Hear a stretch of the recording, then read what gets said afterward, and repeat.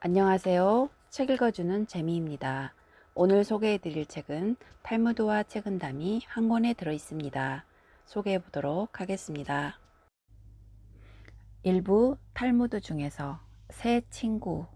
어느 날 왕이 어떤 사람에게 부하를 보내어 즉시 자기에게 오라고 명령했다. 그 사람에게는 새 친구가 있었다. 첫 번째 친구는 서로가 매우 아끼며 존중하여 왔으므로 둘 다 친구라고 생각하고 있었다. 두 번째 친구 역시 서로가 아끼고는 있었지만 첫 번째 친구만큼 소중하게 생각하고 있지는 않았다. 세 번째 친구는 친구라고 생각은 하고 있었지만 별로 관심을 갖고 있지는 않았다. 왕의 소환 명령을 받은 그는 자기가 무슨 일인지 좋지 않은 일로 추궁을 받는 것은 아닐까 생각되어 두려워졌다. 그는 혼자서 왕에게 갈 용기가 나지 않아 새 친구들에게 함께 가자고 부탁했다. 그는 먼저 가장 소중히 여기는 친구에게 함께 가자고 부탁했으나 그 친구는 이유도 말하지 않고서 싫다고 거절했다. 두 번째 친구에게 부탁하자 그는 월문 앞까지는 가겠지만 그 이상은 갈 수 없다고 말했다. 그는 할 수 없이 세 번째 친구를 찾아갔다. 그 친구는 말했다. 함께 가도록 하겠네. 자네는 아무런 나쁜 짓도 하지 않았으니까 조금도 두려워할 것이 없네. 내가 함께 가서 임금님께 그렇게 말씀드려 주지.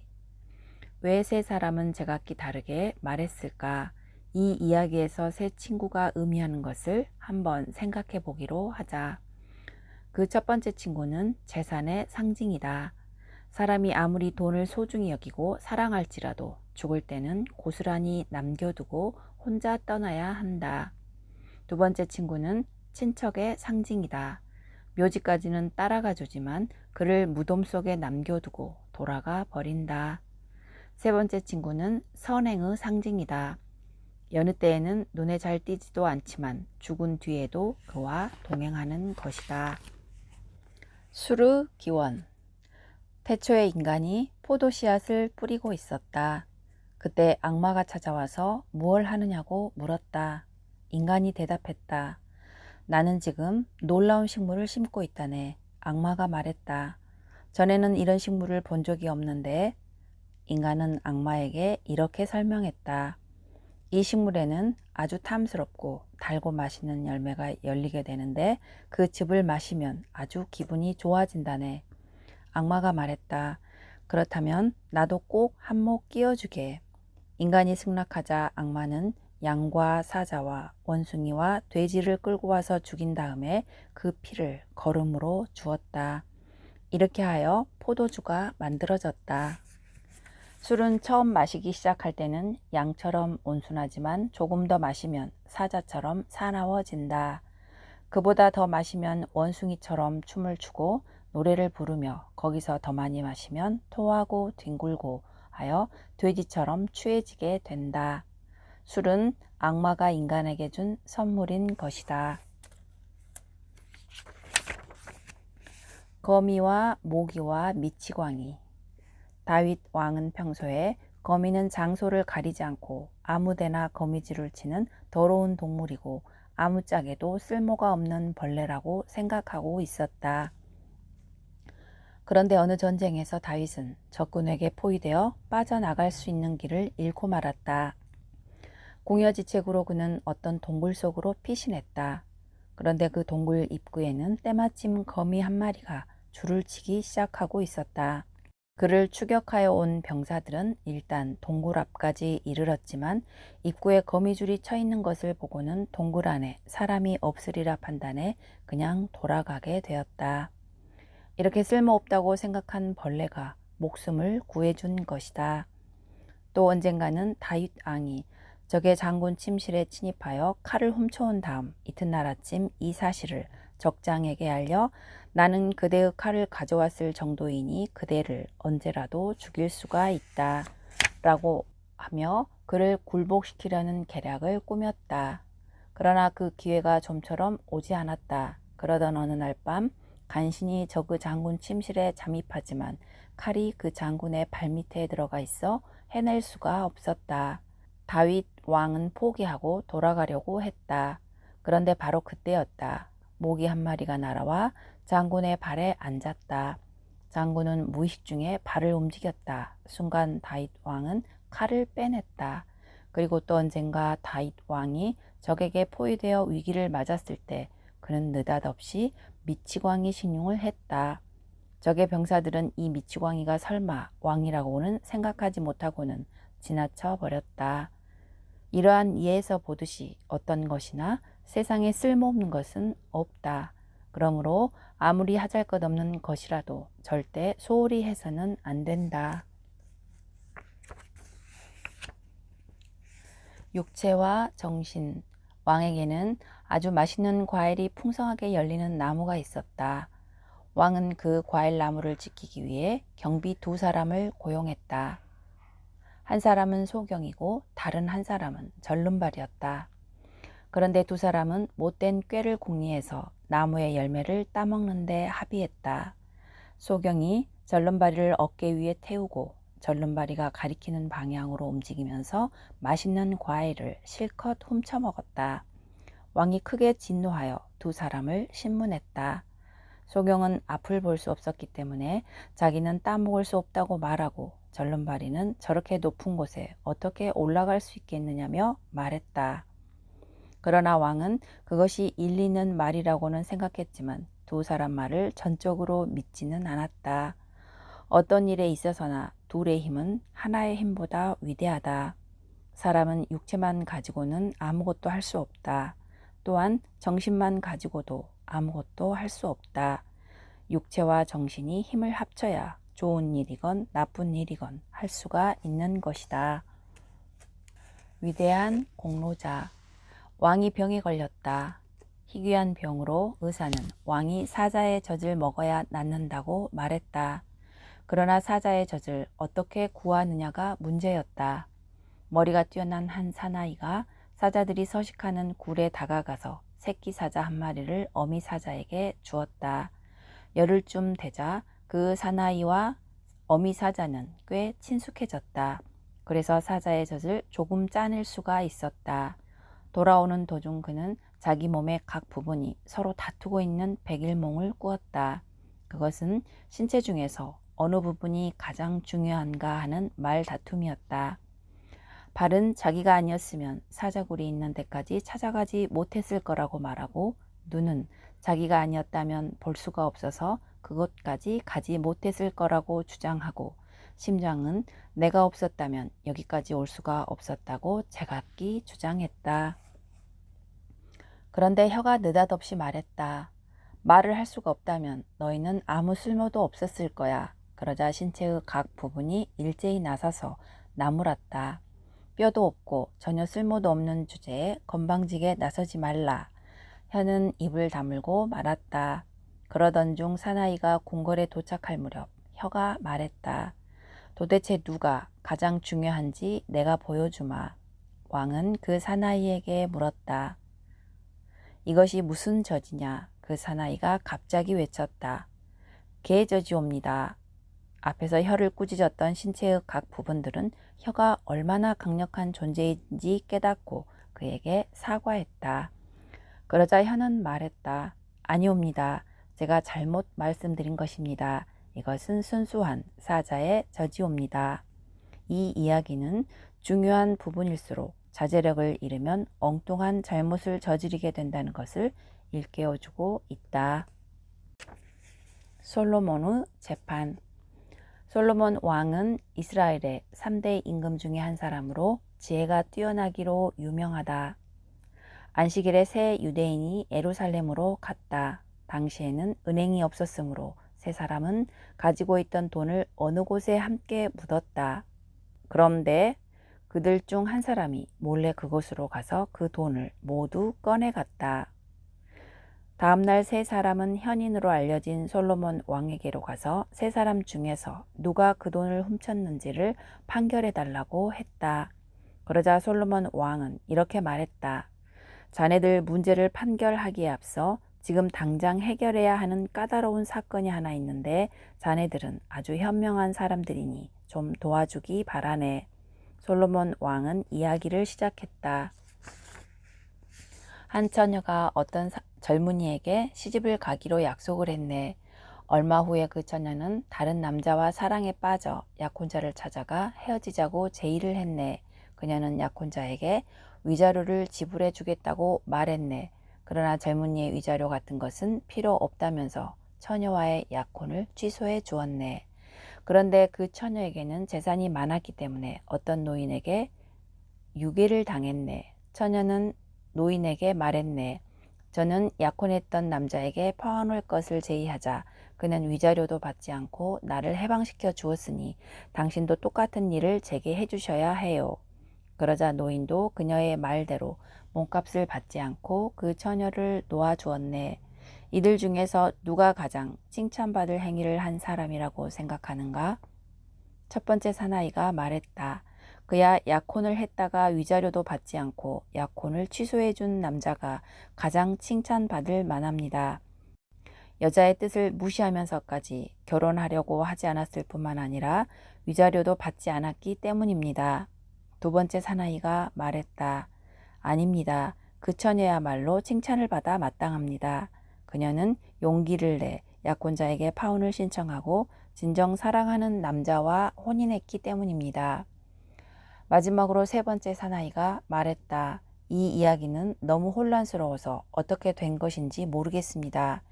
유괴한 노인만 하더라도 돈을 탐내서 유괴한 것인데 돈도 받지 않고 그냥 풀어주다니 이 이야기는 앞뒤가 맞지 않습니다. 그러자 솔로몬 왕이 호통을 치며 말했다. 돈을 훔친 놈은 바로 내 놈이다. 다른 두 사람은 애정이나 두 약혼자 사이에 놓여있는 인간관계와 그 사이에 존재하는 긴장된 기분에 마음이 쏠리는데 너는 오직 돈만 따지고 있으니 내가 범인임에 틀림이 없다. 평가. 유대인들이 사람을 평가하는 방법으로는 세 가지 기준이 있다. 1. 돈 지갑. 돈은 어떻게 쓰는가? 2. 술잔. 술은 어떻게 마시는가? 3. 노여움. 인내심은 강한가? 인간의 유형은 네 가지로 구분된다. 1. 일반적인 유형. 내 것은 내 것이고 네 것은 네 것이다. 2. 특별한 유형. 내 것은 네 것이고 네 것은 내 것이다. 3. 정의감이 강한 유형. 내 것은 네 것이고 네 것도 네 것이다. 네 번째, 악인의 유형. 내 것은 내 것이고 네 것도 내 것이다. 현명한 사람이 되는 7가지 조건. 자신보다 더 현명한 사람이 있을 때에는 침묵을 지킨다. 남의 이야기를 중단시키지 않는다. 대답할 때 서두르지 않는다. 4. 항상 급소를 겨냥하여 질문하고 조리 있는 대답을 한다. 5. 먼저 시작해야 할 일부터 착수하고 뒤로 미루어도 되는 일은 맨 뒤에 한다. 6. 모르는 것은 모른다고 인정한다. 7. 진실을 받아들인다. 현인을 찾아가는 사람의 세 가지 유형. 1. 스폰지형. 무엇이든지 흡수하는 사람이다. 2. 터널형. 한 귀로 듣고 한 귀로 흘려버리는 사람이다. 3. 에레미형. 중요한 것과 중요하지 않는 것을 분간하는 사람이다. 애정. 세상에는 12가지의 강한 것이 있다. 먼저 돌이다. 그러나 돌은 쇠에 의해 깎인다. 쇠는 불에 의해 녹는다. 불은 물에 의해 꺼진다. 물은 구름에 흡수되고 구름은 바람에 날린다. 그러나 바람은 인간을 날려버리지 못한다. 그러나 인간의 괴로움에 의해 산산조각이 난다. 괴로움은 술을 마시면 사라지고 술은 잠에 의해서 깨지만 잠은 죽음만큼 강하지는 못하다. 그러나 이 죽음조차도 애정을 이기지는 못한다. 2부 책은담 중에서 진정한 독서는 형식에 얽매이지 않는 것이다. 낙엽이 지는 가을날 어떤 학자가 마루에 앉아 책을 읽고 있었다. 그때 마침 지나가던 옹기장수가 옹기를 팔러 그 집에 들렀다가 책을 읽고 있는 학자를 보게 되었다. 옹기장수가 학자에게 다가와 물었다. 날이 지금 읽고 계신 책은 누구의 책입니까? 학자가 귀찮다는 투로 대답했다. 옛 성현들의 말씀이 적힌 책이라네. 학자의 대답에 옹기장수가 되물었다. 그분은 아직 살아계십니까? 옹기장수의 무릎에 학자가 시큰둥하게 대답했다. 옛 성현들이 지금까지 생존해 계시지는 않지. 그러자 옹기장수가 대수롭지 않게 말했다. 그렇다면 나리께서 지금 읽고 계신 책은 옛사람들이 남긴 찌꺼기에 불과하군요. 옹기장수의 말에 학자가 화를 내며 말했다. 무식한 소린 좀 그만하게. 옛 성현들의 말씀은 모두 진리의 말씀들이라네.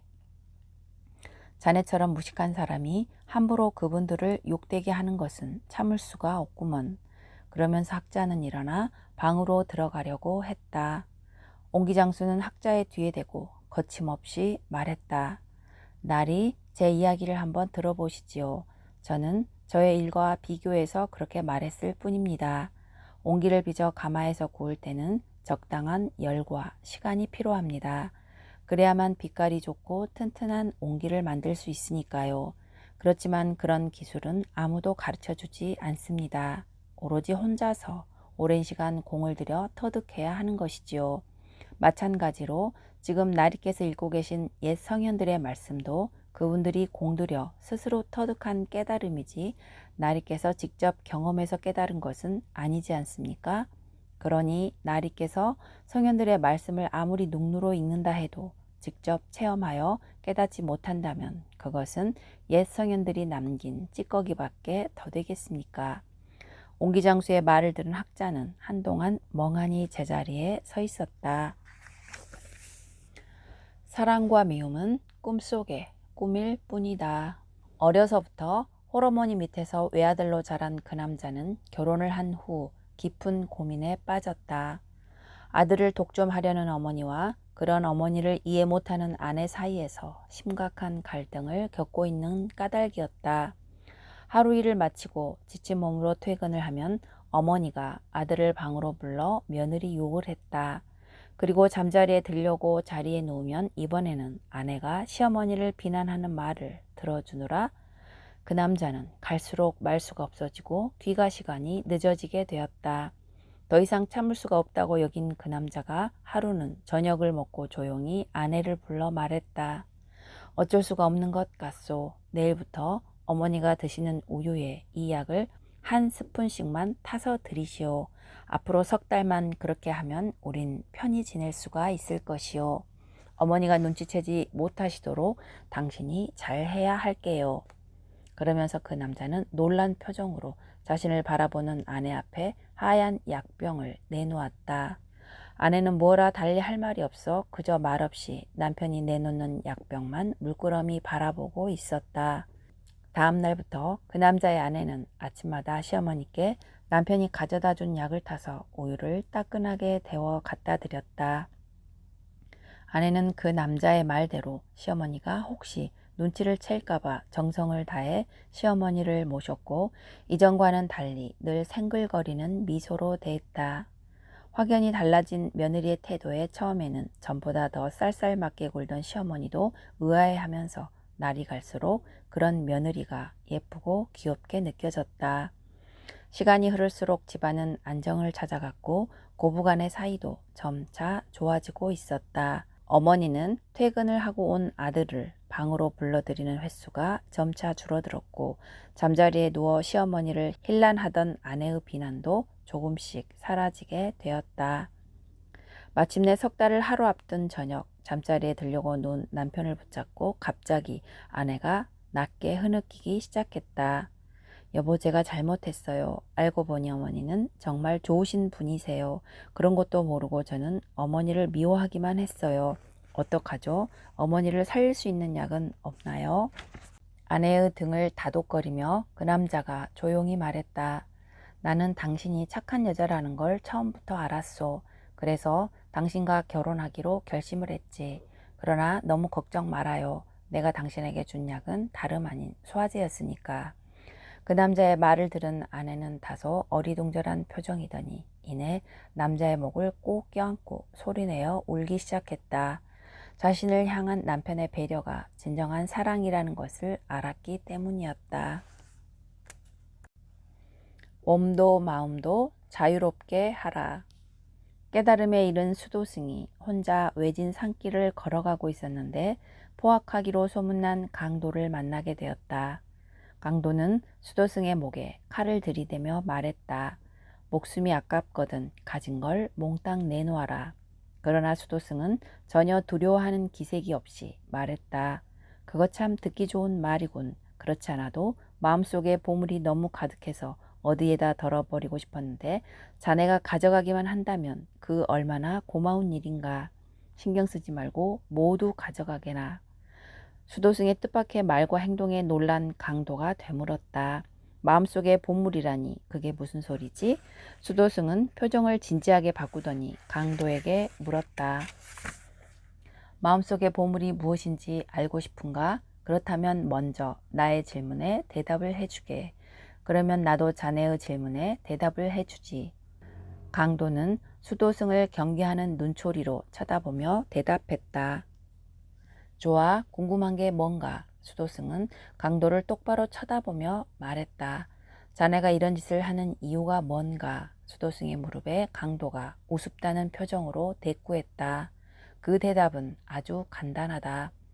바로 식구들 때문이지. 늙은 어머니와 아내, 내 자식들 때문이지.